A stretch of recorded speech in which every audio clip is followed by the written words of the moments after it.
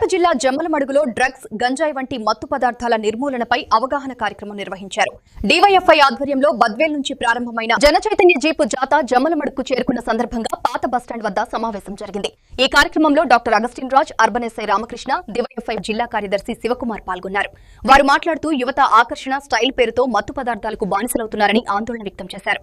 ఒకప్పుడు నగరాలకు మాత్రమే పరిమితమైన డ్రగ్స్, గంజాయి ఇప్పుడు పట్టణాలు, గ్రామీణ ప్రాంతాలకు కూడా వ్యాపించాయని తెలిపారు.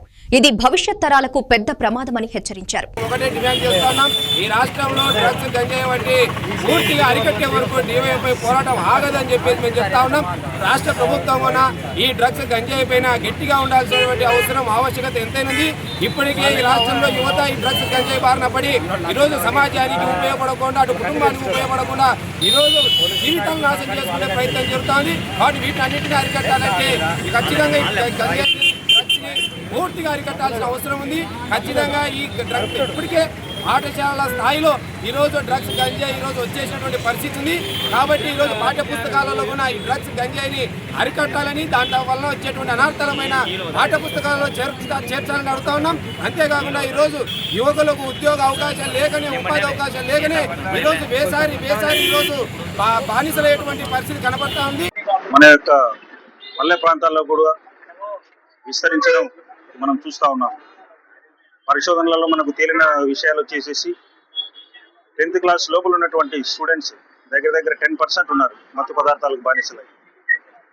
అదేవిధంగా పల్లెలలో మనం గమనించి చూస్తే 85% మత్తుకు బానిసలైనటువంటి విద్యార్థులకు ట్రీట్మెంట్ అందడం లేదు. 77% కుటుంబాలు మత్తు పదార్థాలకు బానిసలైనటువంటి వాళ్ళ కుటుంబాలు విచ్ఛిన్నమైపోయి శిథిలావస్థకు వెళ్ళిపోతున్నటువంటి పరిస్థితి వస్తూ ఉంది.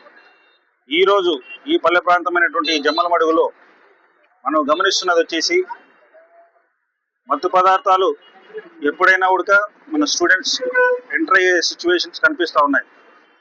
డిజిటల్ మార్కెట్ ఏ విధంగా అయితే రూరల్ ఇండియా పల్లె ప్రాంతాలకు చేరింది, అదే విధంగా డ్రగ్ మార్కెట్ కూడా చేరింది. డ్రగ్ లాట్స్ అంటూ పెద్దగా సిటీస్ లో కనిపించినట్టు ఇక్కడ కనిపించరు. కానీ ఈ డ్రగ్స్ ఈ స్టూడెంట్స్లలో ఉన్నటువంటి వాక్చాతుర్యం కలిగినటువంటి పిల్లల ద్వారానైతేనేమి, చిన్న కొట్ల ద్వారానైతేనేమి, పళ్ళు విక్రయించే వాళ్ళ దగ్గర అయితేనేమి, చిన్న మెడికల్ షాపులు పెట్టుకునే వాళ్ళ దగ్గర అయితేనేమి ఎంటర్ అయ్యేదానికి అవకాశాలు ఉన్నాయి.